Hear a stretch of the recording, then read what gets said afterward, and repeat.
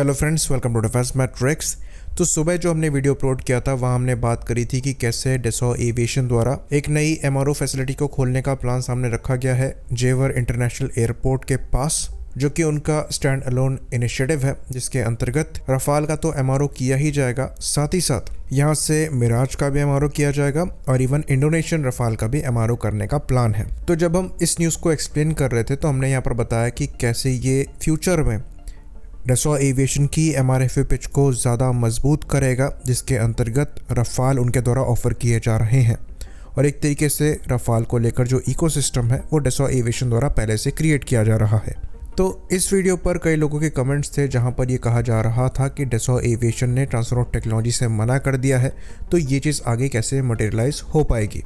तो इस न्यूज़ के जब सोर्स को ट्रैक किया गया तो द न्यू इंडियन एक्सप्रेस का एक आर्टिकल मिला जहां ये क्लेम किया जा रहा है कि एमआरएफए कंपटीशन में कुछ पॉलिसी चेंज किए जा रहे हैं, जिसके अंतर्गत अब ये डिमांड रखी जाएगी कि जो भी एयरक्राफ्ट इस कंपटीशन के अंतर्गत ऑफर किया जा रहा है उसे पूरी तरीके से इंडिया में ही बनाया जाए, जिसके अंतर्गत ट्रांसफर ऑफ टेक्नोलॉजी भी पूरे प्रोडक्शन की इंडिया में आनी चाहिए और ये जॉइंट वेंचर के अंतर्गत लोकल पार्टनर के साथ इंडिया में प्रोड्यूस होना चाहिए। और इस आर्टिकल में ये भी कहा गया कि इस कंडीशन के साथ जो नया टेंडर है उसको कुछ ही दिनों में फ्लोट किया जा सकता है। तो इसी आर्टिकल में आगे चलकर एनोनिमस सोर्स को रेफर करते हुए ये कहा गया है कि जो डसॉ एविएशन है वो ट्रांसफर ऑफ टेक्नोलॉजी को लेकर बहुत कीन नहीं है रफाल के इंडिया प्रोडक्शन को लेकर, और इस पूरे आर्टिकल में इस मैटर पर इससे ज़्यादा कुछ कोट नहीं किया गया है। तो एक तरीके से यहाँ पर यह ज़रूर कोट किया गया है कि इंडिया प्रोडक्शन की बात एमआरएफए कंपटीशन के अंतर्गत अब करी जा रही है, पर ये चीज़ हम जानते हैं कि शुरुआत से ही इसके इंडिकेशन थे कि एमआरएफए के अंतर्गत कोई भी एयरक्राफ्ट लिया जाएगा उसको इंडिया में ही मैन्युफैक्चर किया जाना है।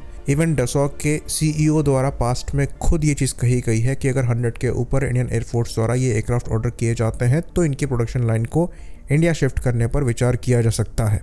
तो अगर ये प्रोडक्शन लाइन इंडिया शिफ्ट होती है तो प्रोडक्शन टीओटी तो देना ही पड़ेगा, उसके बिना लोकल सपोर्ट के साथ आप इन एयरक्राफ्ट को इंडिया में नहीं बना सकते। बाकी अगर इम्पोर्टेंट नो हाउ की बात करें तो ये एक क्वेश्चन रह सकता है स्पेशली क्रिटिकल टेक्नोलॉजीज़ को लेकर। तो ये चीज़ एक्सपेक्ट करना कि कोई भी कंट्री कंप्लीट टीओटी यहाँ पर देगी स्पेशली क्रूशल टेक्नोलॉजी को लेकर, ये ज़्यादा एक्सपेक्ट करना होगा। तो ये केस खाली डसॉ के साथ स्पेसिफिक नहीं है, बाकी जो पार्टिसिपेंट्स हैं उनके द्वारा भी ये पेंच फंसाया जाएगा। तो यहाँ पर स्पेसिफिकली डसॉ एविएशन को पॉइंट आउट करना और ये कहना कि इनके द्वारा पर्टिकुलरली ही यहाँ पर टेक्नोलॉजी को शेयर नहीं किया जाएगा, बाकी कंपनीज करेंगी, तो ऐसा नहीं है। पास्ट में भी जितना भी हमने लोकल प्रोडक्शन किया है कहीं भी हमें 100% टीओटी नहीं मिला है। हाँ, ये चीज़ है कि पास्ट की डील्स में हमने ऑफसेट क्लॉज लगाए थे इन कंपनीज को लेकर और ये कंपनीज अपने ऑफसेट ऑब्लिगेशंस को समय पर पूरा नहीं कर पाई हैं, चाहे ये डसॉ एविएशन हो चाहे ये बोइंग हो। तो एमआरएफए के अंतर्गत अगर हम कंप्लीट टीओटी एक्सपेक्ट कर रहे हैं तो ये हमें नहीं करना चाहिए। हाँ, लोकल प्रोडक्शन एक बड़ी बात होगी जिसके अंतर्गत मैन्युफैक्चरिंग टेक्नोलॉजी तो इंडिया में आएगी ही। साथ ही साथ अगर हम साफरान के साथ आगे चलते हैं जॉइंट वेंचर में जेट इंजन को बनाने के लिए, जिसको लेकर ये कहा जा रहा है कि जो आईपीआर है ये शेयर्ड होंगे और यहाँ पर कंप्लीटली टेक्नोलॉजी जो है ये भी शेयर होगी, तो उस लेवल के पार्टिसिपेशन के बाद पॉसिबिलिटी एग्जिस्ट करेगी कि ये जो M88 इंजन्स रफाल में लगते हैं इनको भी इंडिया में बनाया जाए, जो कि एक तरीके से रफाल की मैन्युफैक्चरिंग को लेकर पूरा इकोसिस्टम इंडिया में ला सकता है। दूसरी चीज़, अगर डसॉ इतना विलिंग नहीं होता एमआरएफए में तो उनके द्वारा एमआरओ फैसिलिटी खोलने पर काम भी नहीं किया जाता, क्योंकि ये इतना चीप नहीं है और वो यहाँ पर सोलो जा रहे हैं। तो ये शोकेस करता है कि डसॉ का कमिटमेंट यहाँ पर कितना है। तो डेफिनेटली उनको रफाल को लेकर यहाँ पर अच्छे खासे चांसेस दिखाई दे रहे हैं कि एमआरएफए के अंतर्गत एयरफोर्स चॉइस बनाए, इसलिए उनके द्वारा ये एफर्ट्स किए जा रहे हैं और फाइनली वो मोर देन विलिंग है रफाल के प्रोडक्शन को इंडिया शिफ्ट करने के लिए। ये चीज़ उनके द्वारा पहले भी कोट करी गई है। अगर नंबर 100 को क्रॉस करते हैं तो डेफिनेटली उनके लिए एडिशनल प्रोडक्शन लाइन बेनिफिशियल होगी, क्योंकि इस रीजन में रफाल की सेल भी उनके द्वारा अच्छी करी गई है। इंडियन एयरफोर्स 100 और रफाल के साथ इनकी सबसे बड़ी एक्सपोर्ट कस्टमर बनी जाएगी।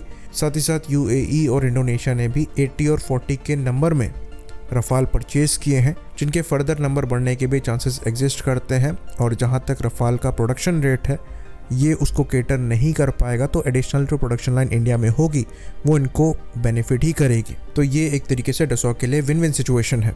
बाकी वीडियो ख़त्म करने से पहले एक और बार ये चीज़ हम रिपीट करेंगे कि हमें एमआरएफए के अंतर्गत ये नहीं एक्सपेक्ट करना है कि कंप्लीट टेक्नोलॉजी का ट्रांसफ़र होगा, जिसके अंतर्गत क्रूशल नो हाउ भी इंडिया के साथ शेयर किया जाएगा। ऐसा नहीं होने वाला है। ये मोस्ट लाइकली मैन्युफैक्चरिंग टेक्नोलॉजी को लेकर ही है, जिसके अंतर्गत इकोसिस्टम को पूरा लोकली सेटअप किया जाएगा और मोस्टली जो पार्ट्स हैं उनको इंडिया में बनाने की कोशिश करी जाएगी।